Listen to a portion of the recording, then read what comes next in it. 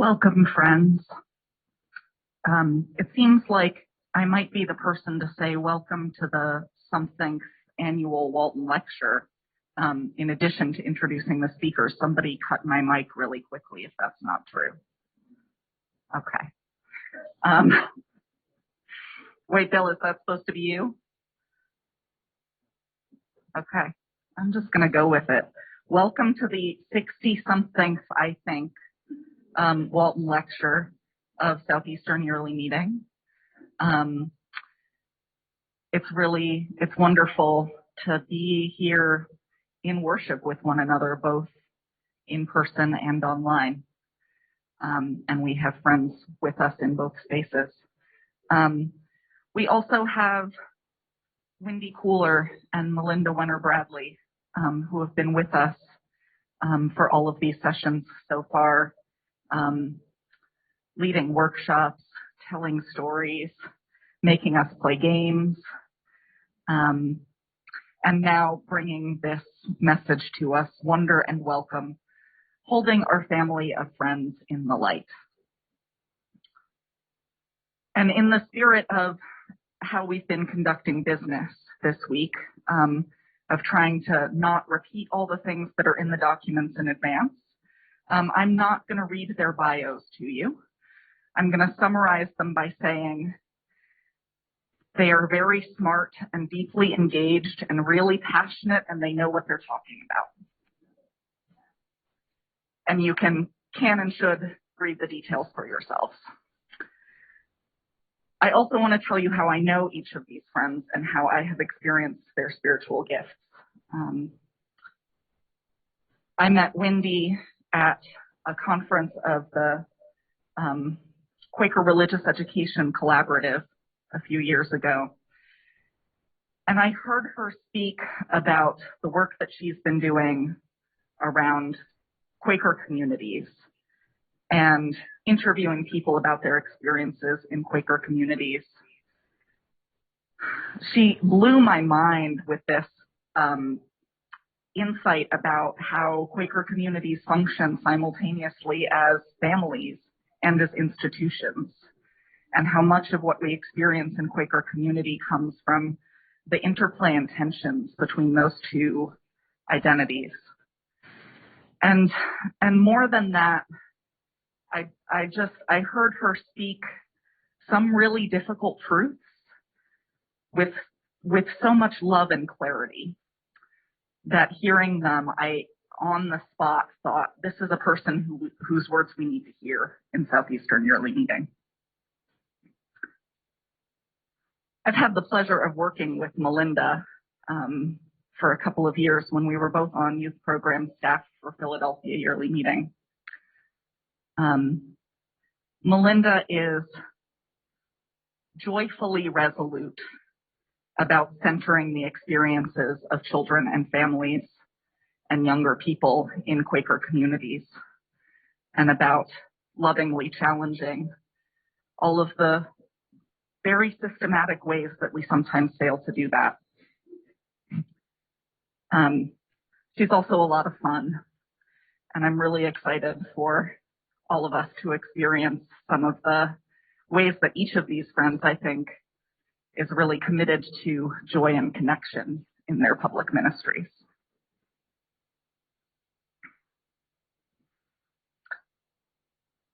I was really excited when Wendy and Melinda wanted to work together because they work on a lot of the same topics from different angles.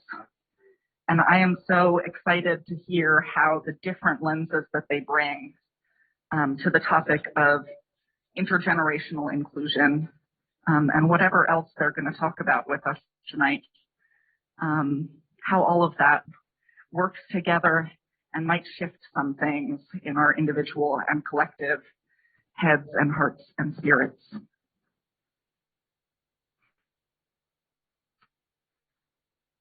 Wendy and Melinda will speak out of worship when they're ready.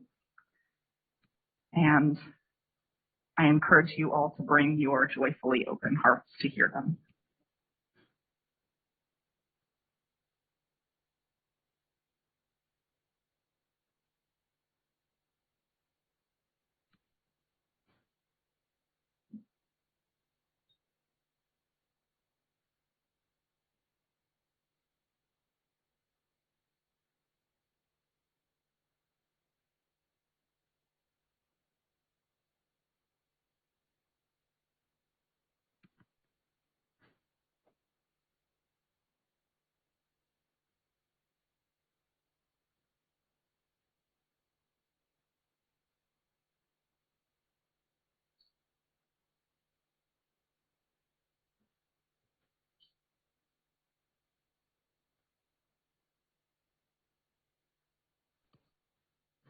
I'm so glad to be here, friends.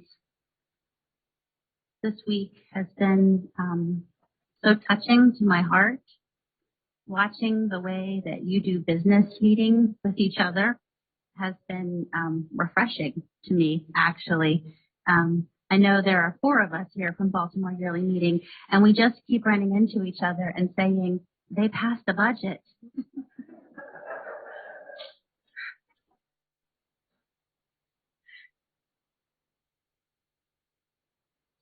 I'm going to say something about the nature of my public ministry. So in my work, I'm from Baltimore Yearly Meeting, and most specifically, I'm from Sandy Spring Monthly Meeting, where my ministry is held under the care of Ministry and Counsel. The ministry I was first called to as a public Quaker was really centered around abuse prevention and telling the stories of interpersonal abuse. And this came from, deeply personal experience. It sent me to seminary. I thought seminary would have all the answers. It didn't. I thought other yearly meetings would have all the answers. I thought it was only my yearly meeting. It wasn't. And in the course of that work, my ministry really expanded as my heart really expanded. I heard stories of real people's lives that made me a much kinder and softer person, even inside of the hurt that I felt. And I began to have sympathy and compassion for the people that I negotiate life with. And I realized that I love them and that they love me, but that doesn't prevent us from hurting each other sometimes. My work today really combines the tools of ethnography with the tools of the classic Quaker Clearness Committee. I do public discernment processes. My stories are not so much my stories anymore, but I am a mirror, and I reflect other people's stories back to them so that they can find the wisdom inside themselves, inside their own communities, inside their own relationships to do what needs to be done.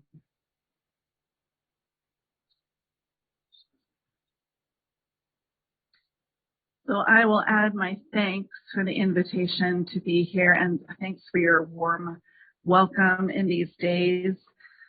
Thank you for extending to us this invitation as colleagues who work together, but I think you'll find this evening that we are also really good friends who love each other. And that will be part of what we're sharing, is that care for each other. My ministry really began with being a teacher.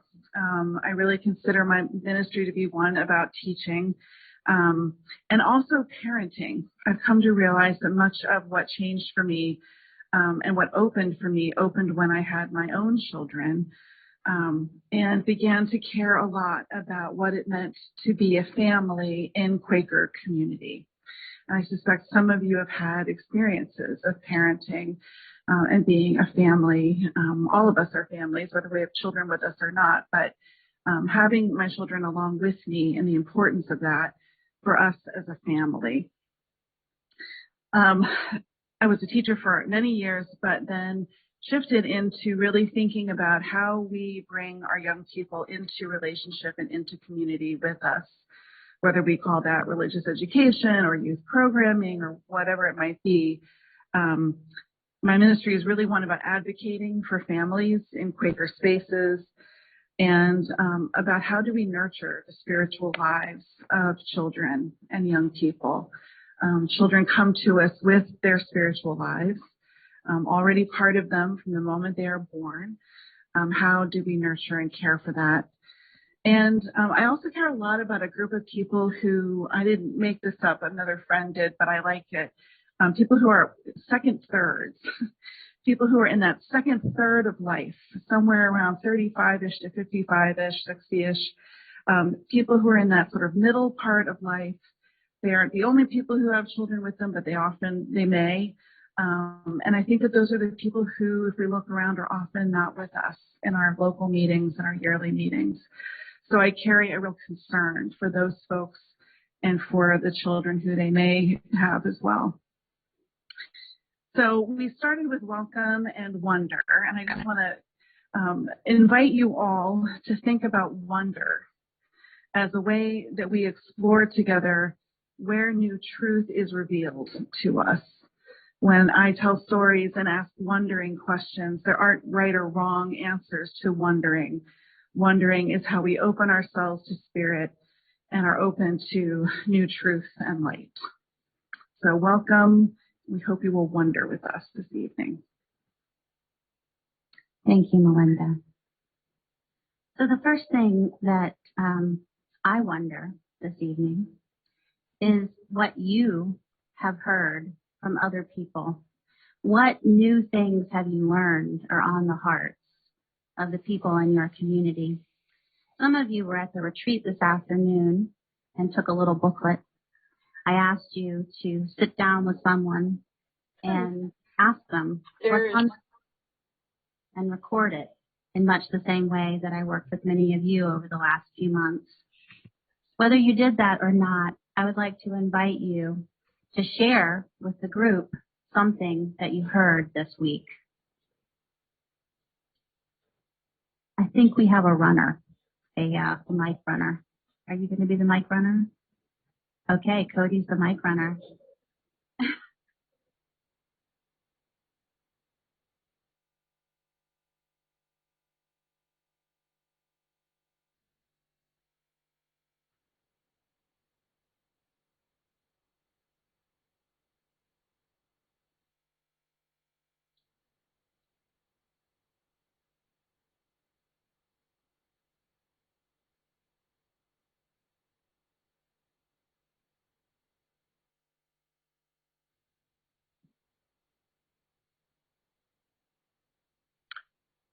One thing I heard, Kathy Hirsch, Miami monthly meeting, currently the Land Worship Group. One thing I heard that struck me is we're talking about protecting your true self and who you really are, that for people of color,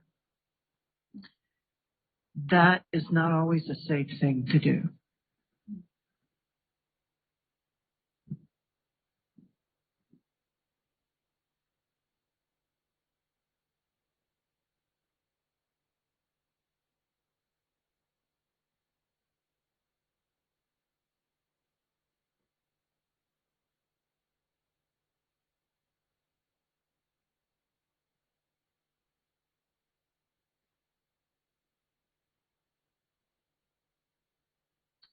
Are all hearts clear?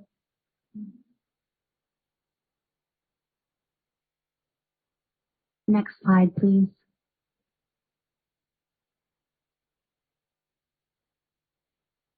Butterflies are often a symbol of transformation. Throughout this presentation, you will notice images of butterflies. The stories we want to lift up have transformation or the possibility of it in them. Some of these images of butterflies might look familiar to the youth who are here. I swiped them from the arts and crafts table.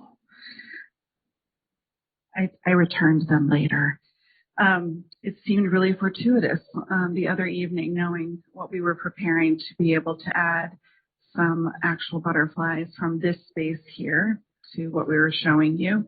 But there is one butterfly on the screen in the top center that I did not find in the arts and crafts. It is from another story and another family who we are inviting into our space to be with us this evening. Next slide, please. That is the family madrigal. Who here has seen the movie Encanto? Oh, lots of you. Yeah, it's pretty great. The movie makes me cry. I might cry up here on the stand. Actually, I've seen it 3 times and I cry every single time. But you don't have to worry. You don't have to have seen it to make sense of this presentation. So Encanto, the name of the movie, means charm or enchantment. This house that you see on the screen, this is a magical house. This is a house that these people have taken refuge in after significant trauma. It was built from the magic of their grief. Each person that lives in this house has a gift, a magic gift. Next slide, please. And what gets explored in the story of the movie are the ways that our gifts can be a blessing, and sometimes our gifts can also be a burden. When we are not listening or being listened to, when we are not knowing one another as our full selves, it sometimes can be a burden to carry a gift. So we are going to very quickly introduce you to the family with the invitation to also listen for what might be familiar to you in thinking about friends and our Quaker communities. We're going to quickly go through the family and share a little bit about them with the invitation to listen for what is familiar. So next slide, please. Abuela. She's the grandmother. She's the matriarch of the family. She brought them here. Her magic is found in the miracle candle that's at the center of the house. Next slide, please.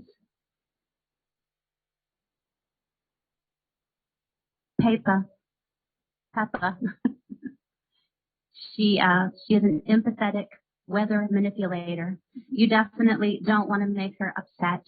She causes storms and hurricanes. Next slide, please. Dolores has enhanced hearing. She has a reputation as being a busybody because she can hear everything in the house, but she's also burdened by having to keep the secrets of the family. Next slide, please. Camilo is a teenage shapeshifter. He's kind of the clown of the family. He can make himself look like anyone he wants. He plays pranks on the family, but he's really just trying to figure out who he is. Next slide, please. Antonio is 5. In Encanto, when you're 5 years old, you receive your magic gift in a special ceremony that the entire community comes to. His gift is speaking to animals, but it's clear that he is the hope for the future of this family. Next slide, please.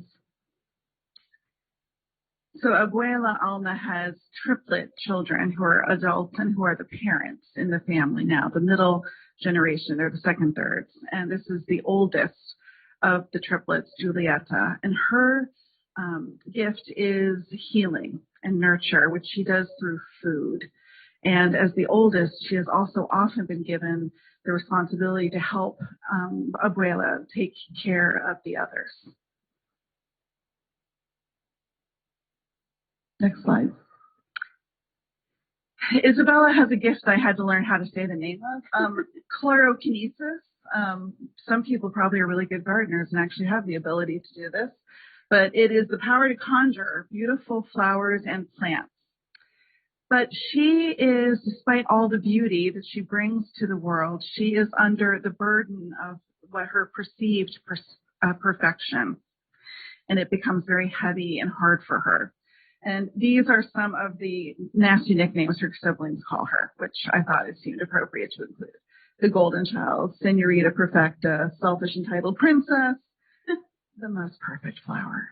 So she is under the burden. Next slide. This is Luisa, whose gift is superhuman strength. But there is a song that's become quite well known where Luisa talks about the burden of this superhuman strength and the expectations on her that she needs to be of service to feel worthy, and that she tries to carry everything, and there is a crushing weight of expectation on her. Next slide. I'm going to apologize to Mirabelle. Her name got misspelled on the slide, but this is Mirabelle, our heroine, who does not know yet what her gift is. And if you were here this morning and heard the story that I told, there is that person in the circle always who is not sure yet what their gift is. In fact, probably all of us at some point have been that person in the circle who does not yet know what their gift to share is. Next slide. We don't talk about Bruno. So, Bruno is an exile. We're going to hear more about him later. Bruno's gift is that he can see into the future. And when he tells people what their future is, from small to large things, they think he caused the future to happen. He eventually leaves the family to live in exile because he believes that he is dangerous to the family and he is cut off from the love and affection that he needs. He still loves the family very much, but he can't be with them. I actually relate to Bruno. In my story, which I began earlier, I found myself in exile. And I think that's why the movie makes me cry. I'm actually wearing a Bruno pin with his rat. Bruno lives with the rats behind the wall.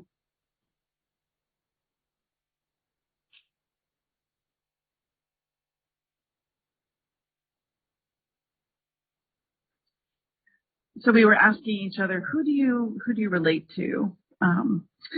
And Wendy shared feeling like Bruno, and I shared that despite not having superhuman strength, I do sometimes feel some of what Louisa feels as an oldest sibling, as somebody who often, and I would say I've probably been acclimated to this in some way as a friend in particular, that I need to be of service, that I need to be helping and doing service in some way to be useful to the community.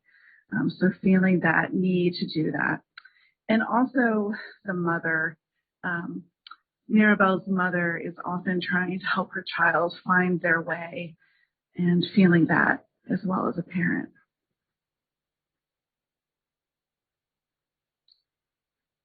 Next slide, please.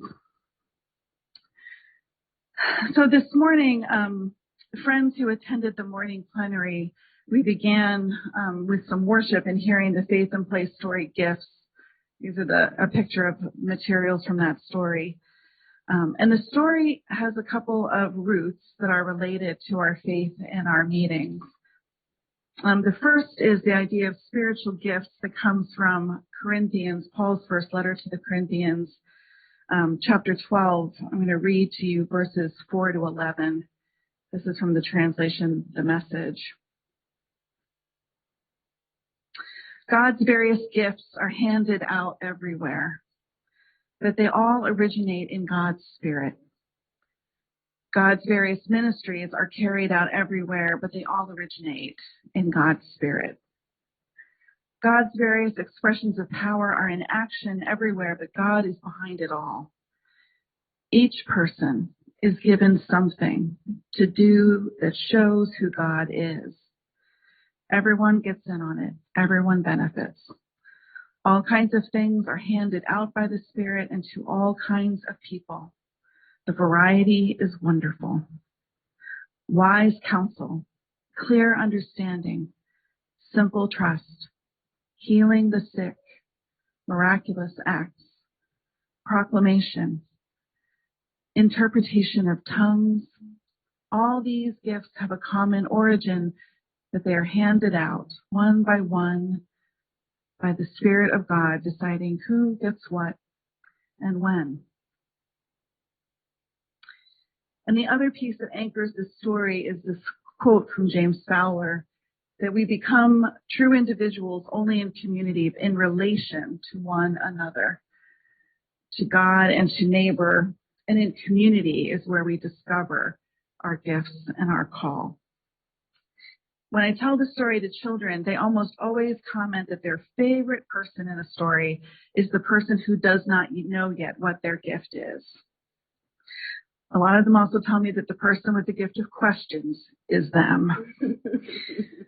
But a little like Mirabelle in Encanto, that permission that the story gives, that we don't always know yet what our gifts are. So I wonder, as we wonder with the stories, I wonder where you are in the story and what part feels like it's about you, thinking about spiritual gifts. We'd like to invite you to take about 2 minutes each to consider inside of your heart what you think your gifts are that you bring to meeting, and where are they a joy and where are they a burden. And if you feel so called, please share that with your neighbor.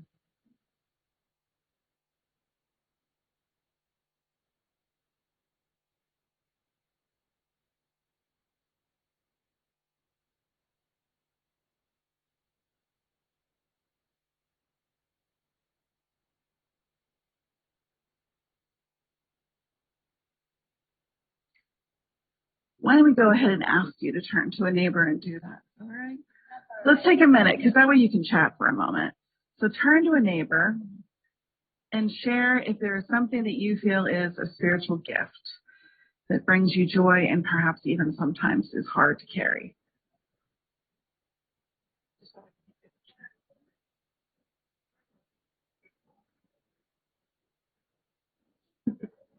And there they go.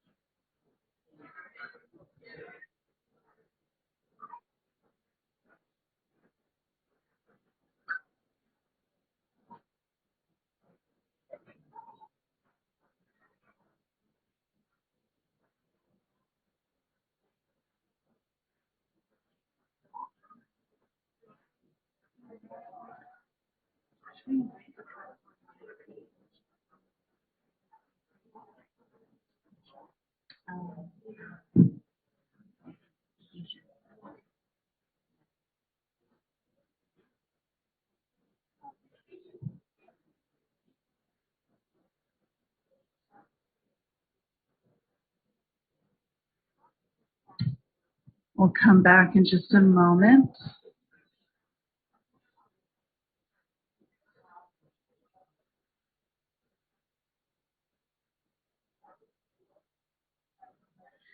And friends who are online, if you would like to put in the chat for one another to read, this is a quick sharing, but we recognize that if you're online, you might want to share it. If you put it in the chat, other friends online can read. Thank you.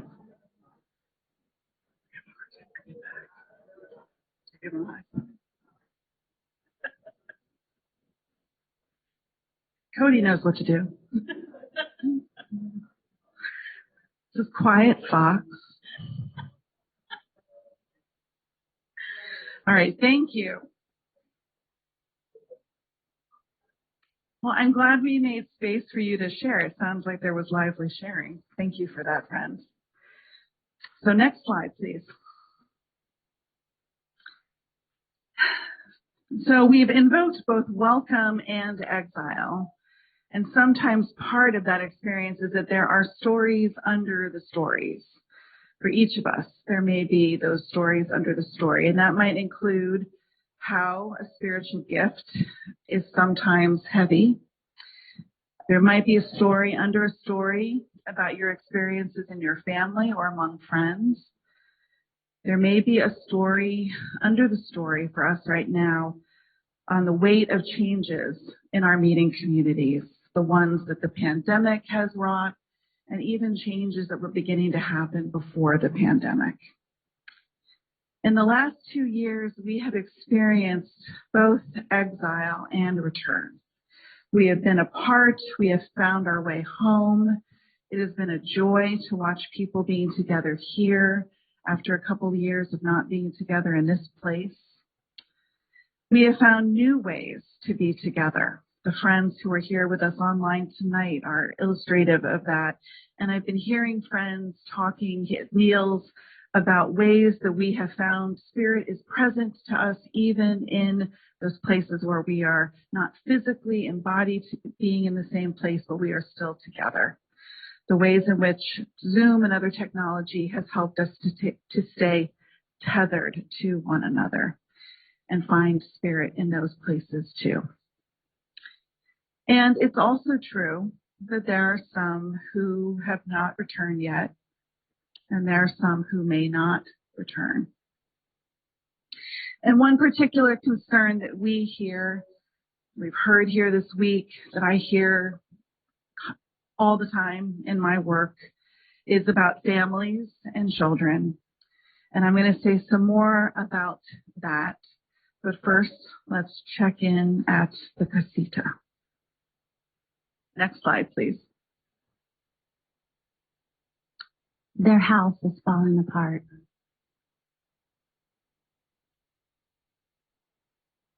The casita's candle, the magic candle at the center of the house, is burning out.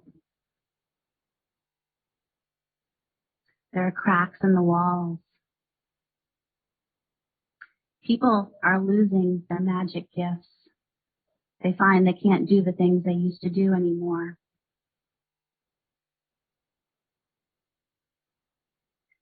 Mirabelle sees this.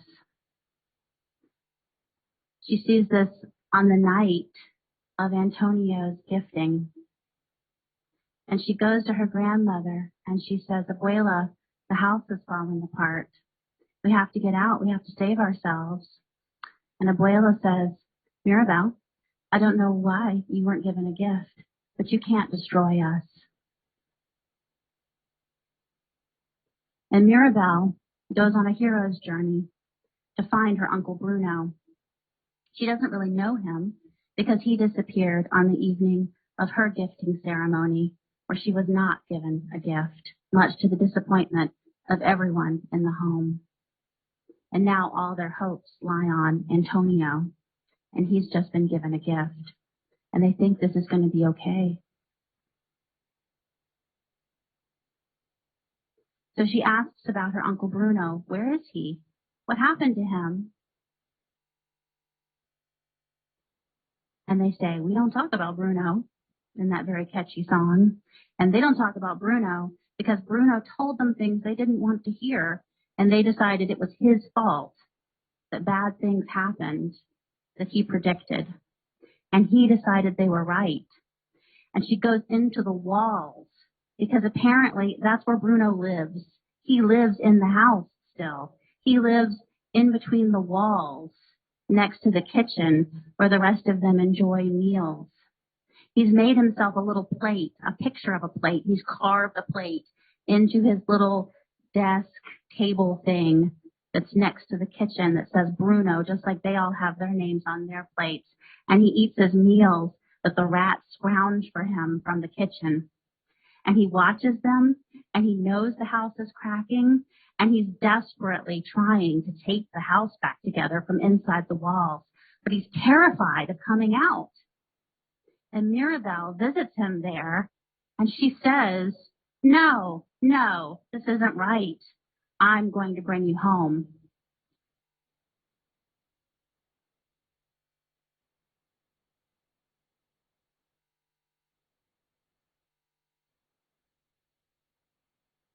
Next slide, please.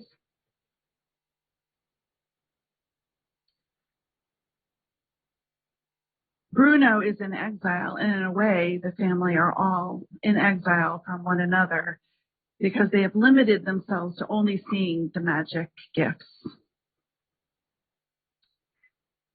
They're not belonging to one another. And this is a picture of the Godly Place story that's called The Exile and Return. And on Thursday afternoon, a beautiful circle of friends here shared very deeply, wondering about this story and our experiences of being apart, of finding ourselves, our full selves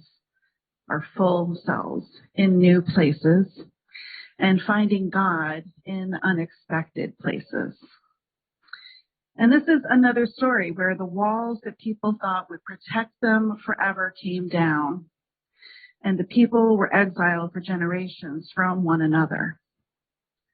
So when we talk about what's happening with Casita and in the movie, and that there are people who are saying, no, it's fine, it will be fine, we'll just keep going the way things are. And that there are people who are saying, no, it's not okay, and are being told they need to be quiet. And then there are people who are behind the walls trying to hold things together. I hear that and it resonates for me as a friend. And this feels like a moment to say a little something more about families and young people in our meetings. We so often assign the future to our children when in fact they are right here in the present. The experiences of these pandemic months are valuable lessons that might shape for us programs and support for families, for young friends in our meetings. The disruption and interruption of the pandemic have called on our imagination, our creativity, our resilience, and our love. And when we think about welcome, I want to invite you to imagine these words being said to a newcomer coming into your meeting. We welcome you with all of your idiosyncrasies and distractions, with your questions and your faith, with your gifts and your uncertainties. We welcome you. Feels right. And now I want you to imagine saying that to a child. We welcome you with all of your idiosyncrasies and distractions, with your questions and your faith, with your gifts and your uncertainties. We welcome you. In her work, Elise Golding, friend and peacemaker and sociologist, warned frequently about the separation of children and adults, and she warned about underestimating our children. This is a quote from her. Our society has a powerful tradition and witness to equality of persons, respect for the seed of God in everyone and for the capacities within each person. This means that in this age of increasing age segregation, friends have a special calling to re-involve children and youth, not only in the ongoing work of the Society of Friends, but of the larger society of which we and they are a part. There were teenagers in that first band known as the Valiant 60, and no generation since has lacked gifted teenage ministers, as I read our history. We are at a moment, thinking about the cracks in Casita, we are in a moment, friends, when our earth is in peril and our children's future with it. And I believe that in some parts of the world, including here in the United States, our religious society of friends is at a crossroads. This is a moment to reach down into our roots for strength and grounding, and then reach out to each other for what has always been and is still possible. Next slide, please. What does it feel like when things fall apart? There's enormous grief and terror. We don't always act our best. We lash out. What role does noticing play when things are falling apart? When we notice each other, when we notice ourselves, we tell each other stories, and those stories comfort us.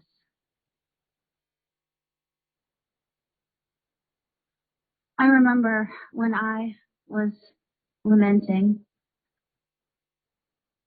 I asked my now husband, Eric, why he loved me, like he needed to have a reason. And he said this thing that has stayed with me forever. And he said, I love you because you are mine to love.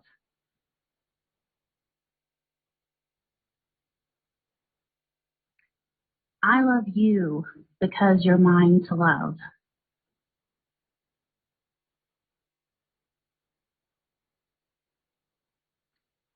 When you love, you open yourself up to tremendous vulnerability. When you love, you open yourself up to disappointment. People will always disappoint you. And they will also be there to catch you when you fall. And you will be there for them. And you have to keep negotiating and noticing and telling the stories is how we're there for each other. One of the important ways in which we can be there for each other is through apology. Next slide, please.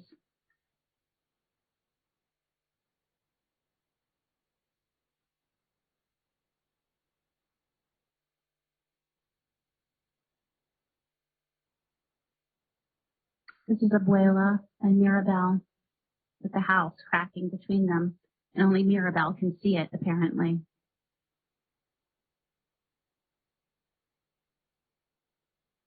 Next slide, please.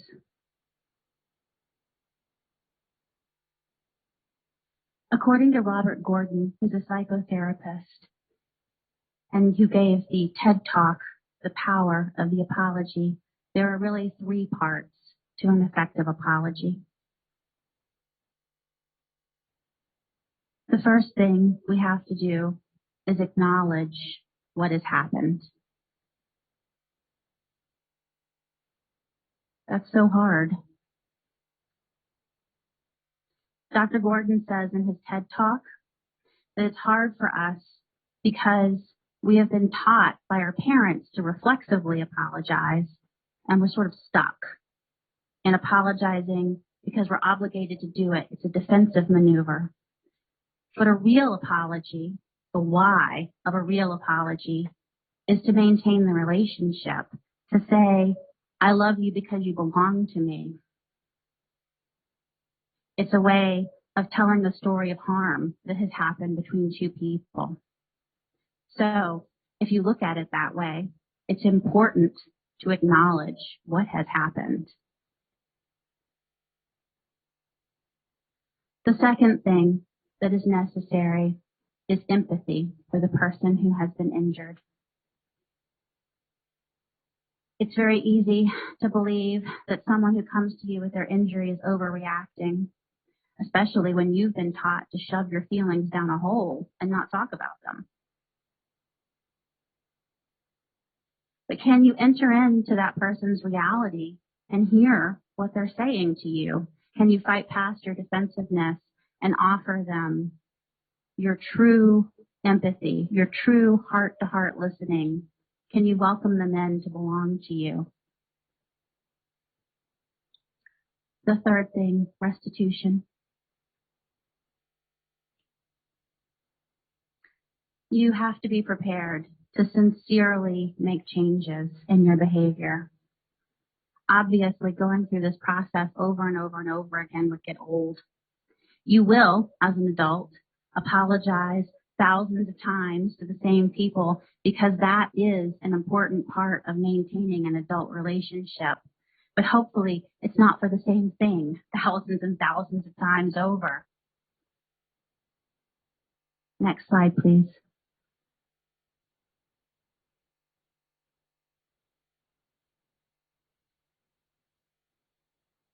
Wonder and miracles. Kind of fun to say those 2 words on the Saturday before Easter Sunday. And that there is imagination and transformation in staying together. that can be part of this story. So Abuela and Mirabel find their way back to one another, partly because they come to see each other fully for the first time. Mirabel understands the trauma that led to Abuela and the house and how their family came to be. And Abuela turns to Mirabel and tells her, "You are the gift." So the town and the casita are places of wonder. And so how are our meetings also places of wonder and possibility? They truly are. Miracles are not always magic, and they ask us, though, to use our imaginations.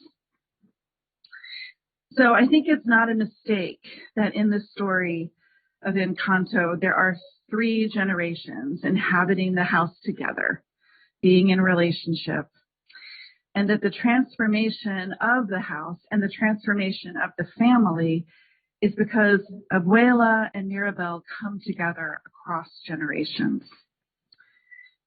I would ask you to think about the idea that intergenerational community is our way back into being together.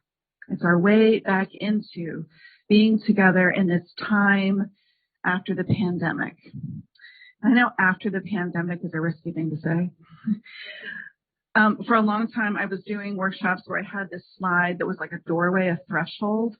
And I kept talking about the liminal place we were in, and we were going to step through to the other side. Seems really funny now.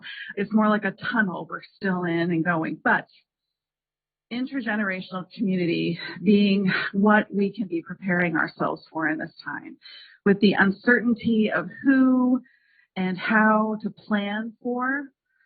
When we think about being ready for families and young people in our meeting communities, whether they're there now with us or we're hoping they will come and rejoin us or join us, with that uncertainty, intergenerational community is a foundation.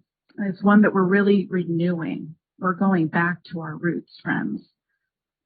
And I want to just pause and say the number of times and ways I've heard friends here in SEYM talk about intergenerational community, the ways in which you value that, the ways in which you work for that, the ways in which you make that happen. I want to name the ways in which I have noticed it, heard it, and watched it and know it happens.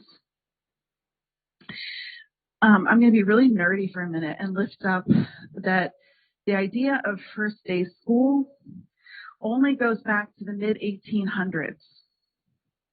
A little Quaker history, that the idea came out of the idea that provision should be made for instructing Quaker children in the principles of our religious society, that what had actually been from the beginning experiential and grounded in all ages worship became education that happened outside of worship in a classroom, because friends felt that was what was needed. But this idea of attending to children's religious education in separate spaces was new. It's not the way we've always done it. That's my least favorite phrase in the English language. That's the way we've always done it. And so the title of a lot of workshops I give these days is All Together Now. Time to come back to being together. And again, Elise Boulding wrote, "It is a good thing to think in terms of overlapping life cycles and overlapping generations as we move through the decades in our lives. Imagine this room as overlapping circles, as each of you as a circle, and the ways in which they would overlap." She says, "We keep gaining new insight, new skills, new understanding of the many aspects of the task of peace building, sharing with and learning from those who are older and younger." And that image of overlapping circles feels really important. It's not about putting one age or generation above another. It's not about trading the comforts of adults in our worship for children and their needs. It's about saying we are all connected, all together in intergenerational beloved community. Next slide. This house is not magical. In the end of Encanto, their magical house falls to the ground. In a normal Disney movie, you might expect that Bruno and Mirabelle would save the day and save the magic, but they don't. Things don't get better until the house falls to the ground. The last thing the magic house does is protect Antonio from debris falling on his head, and then it dies. The family gathers. They make sure they're all there. Mirabelle is missing. Abuela goes to find her, and they sit by the river where Abuela's husband was killed 50 years ago. And Abuela says, I've never been able to come here and face this truth again. And they apologize to each other and understand each other. Bruno comes in, attempting in his goofy, under-socialized way to take the blame for what Mirabelle is perhaps about to take the blame for.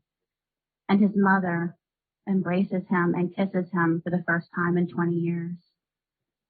And reconciled, they go back to the wreckage of their house, and they stand there in awe and lament and wonder, and they begin to rebuild, understanding that they can never have magic again. The candle has gone out. And these villagers, the people that live in the community, that have always looked up to them and always relied on them for magic and for favors, these people come to help them. And they lighten their load, and they help to rebuild this house. And they have to find a new way of living together. But now they are whole.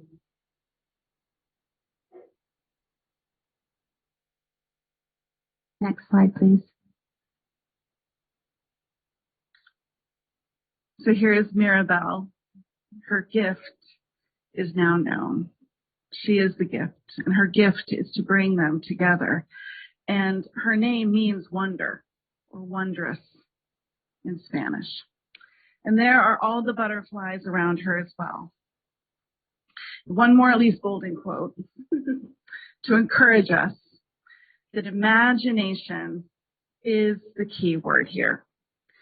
That friends have some serious visioning work to do. It is our vision of the future that helps set our priorities and guides our action in the present. I have a friend who's a mountain biker and says that when you go mountain biking, you don't look down at the ground you're going over. You look at where you want to get to. You look there, and that's what guides you to get to that place. So how are our imaginations? What can we imagine in this liminal time and space? How can we know each other fully, welcome as we are? The butterflies remind us that transformation is possible. And we want to encourage you, if you have not already watched it, to watch a different lecture. The one that was the Stephen G. Carey Memorial Lecture at Pendle Hill this past fall, September 2021. It's on the Pendle Hill YouTube channel. And it was a lecture given by our friend Vanessa July. And Vanessa's lecture was entitled Radical Transformation, Long Overdue for the Religious Society of Friends. It's a powerful lecture about racism and white supremacy and the work we have to do. But we want to lift up something that Vanessa shared toward the very end of her lecture. She talks about metamorphosis and the metamorphosis of a caterpillar to a moth. And that in this process, the particular caterpillar to moth that she explains the life cycle of, there's something called imaginal discs. Imaginal sounds a lot like imagination. But these imaginal discs are what the caterpillar takes into its new form. The caterpillar goes into its cocoon and it melts down into goo, but those imaginal discs, it takes into its new form. It brings them from its past and they help form the new parts of the moth when it emerges. So change is possible that honors our past and welcomes our future. And we might ask ourselves, This is another wondering question from stories. I wonder what we can take out. I wonder what we can leave behind and still have everything we need. We have an opportunity to discern what imaginable discs of our faith and our practice and our witness we want to take into the future, into a Quaker community where we are all welcome as we are, as our full selves. Next slide. Tomorrow is Easter, or the day that the world calls Easter. Easter is a holiday where we celebrate new life from death. In climates that are not Florida, we're celebrating the snow melting, the ice giving way to mud, to grass growing. In the Christian tradition, we're celebrating life from the tomb. We're celebrating a broken life emerging from the tomb, filthy and wounded, but alive and hungry, and meeting with friends, and relying on friends, and being seen by friends.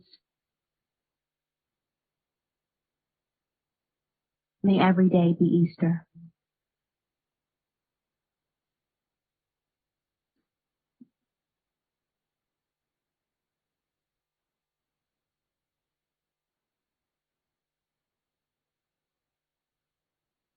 Thank you, friends.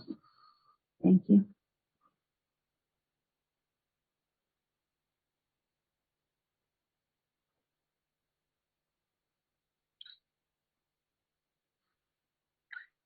I guess we are inviting questions or thoughts from friends. We have some time.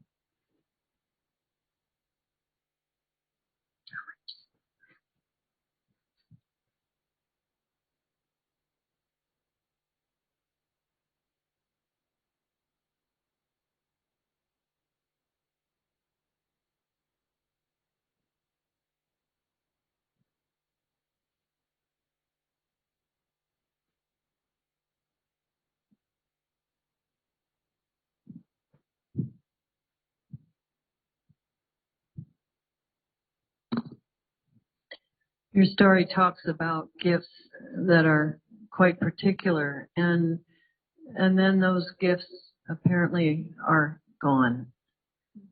And sometimes in the Society of Friends, I think many of us grow old, and our gifts are not quite as potent as they might have been in years previous. And I don't think we have a very good way of kind of quieting the recognition of that gift or the expectations of the gift being everlasting. I think we're not very good at releasing people from the duties that they have been expected to have, and looking ahead and nurturing the gifts in new bodies. And I don't know how we're going to get going in the future unless we can imagine that new people might actually have those gifts and should be called. This meeting is no different than many others across the country or around the world, that we are getting older, grayer, and there needs to be an enormous effort to look for new gifted persons. How do we do that? How do we? It's not a committee task, it seems to me. What say you? I was using the term generational tension in a lot of places and was eldered by an older friend, an octogenarian friend, who said it's generational transition, and we don't do it very well. That there is this need to think about, to plan for, to be intentional about transition and about, as you say, releasing friends, recognizing that there may be new gifts that friends have.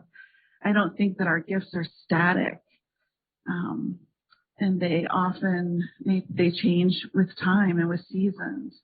So how do we plan better for generational transition?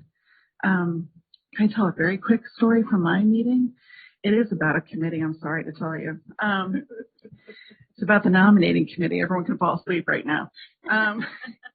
We realized we had a nominating committee of one person.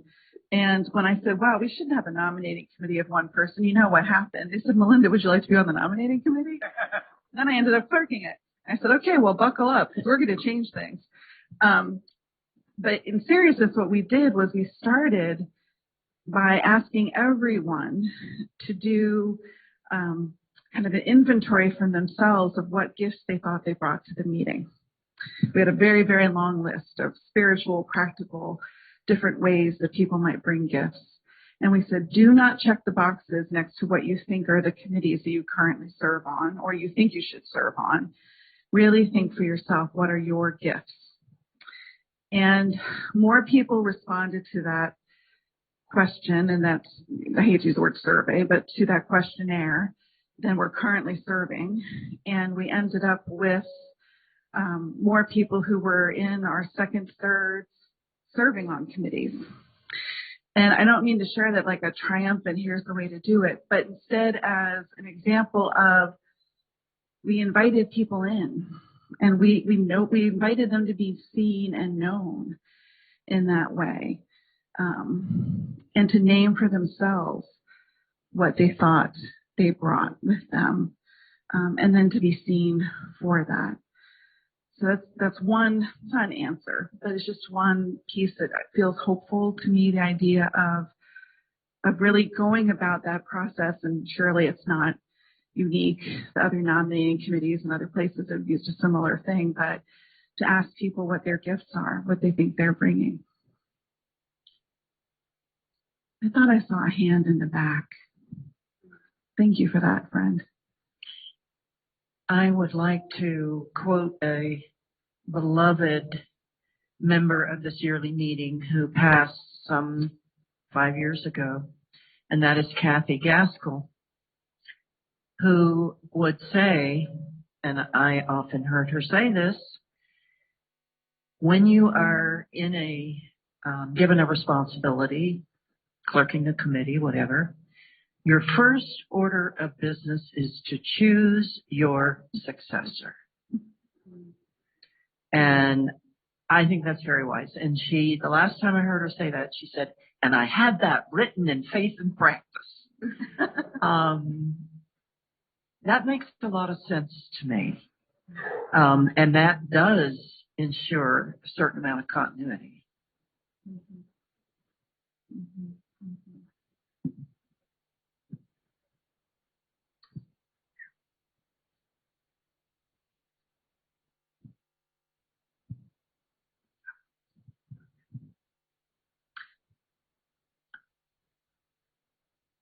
Thank you very much for that really deeply personal and also connecting sharing with us. Appreciated the weaving of your own journeys into the wider picture for the rest of us. And I love the beauty of the slides that went along with the beauty of the messages, the message, and the story. And one thing that captivates me is with going inside the cocoon and just melting down, but taking the essential piece that you need when there's a transformation. And so that's what I was left sitting with. So it's rather hard to talk about it, but it's one thing I'd like to sit with some more, but I would really like to spend some time with that type of, I keep looking at the slides, sorry.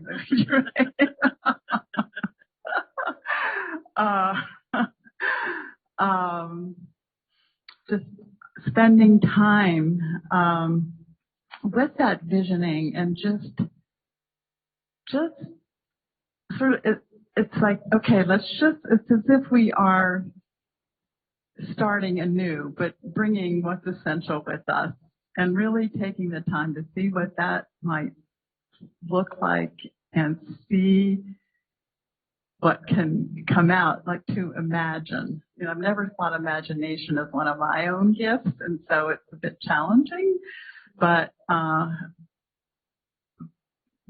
I really would love to spend time with that type of imagining, and then following through with whatever, you know, comes forward with that for us as a yearly meeting, and also my own meeting. As I sat here, I saw over there so many young people, and I understand that they would want to leave after a while. I felt sad that they left, but I understand they're leaving, and really inviting them in more. And I was really sorry I couldn't go to the multi-generational activity that happened this afternoon because I was called elsewhere. But excuse me, spending that type of time with each other is a real help. So I thank you very much.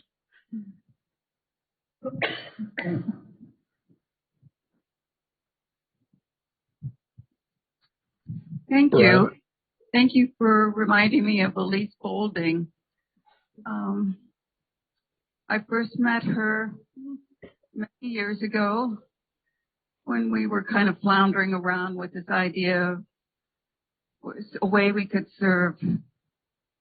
And Elise came up with this idea of a Friends Peace Team and getting college students involved. We never did that well at that, but we did a lot more. And she was always looking for ways to serve. We kind of floundered around for a while. But I remember one night on a phone call, she said she heard from Quakers in Rwanda. This was after, I think shortly after the genocide. And she said, they want us to come there. They want us to come there and help them. And I think it took a couple of minutes, and then we said yes. And she had such a vision of what we could do. It was beyond Rwanda. She wanted this for the whole world, this peace education and a chance for young people and everybody to experience being a peace worker. And she was beautiful, gorgeous, and funny, and just a wonderful model for me of a life well lived. I'm super jealous you knew Elise Boulding. Go ahead, Brad. Ask your question. Knew Elise Boulding. Thank you for invoking her in a very personal way. Can I read one more of Elise Boulding quote? Is that it? You're like, yeah, we like her. If we want to rediscover human joy and wholeness and creativity, and to learn to care for our planetary household as one Earth family, we cannot continue to insulate adults and children from each other. Children need to be present to us and we to them.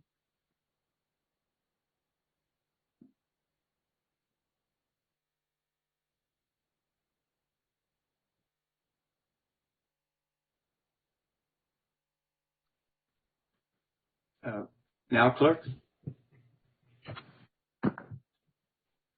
Yeah, again, I reiterate the thank yous, and feelings that we have towards the two of you for coming and bringing us this presentation is wonderful.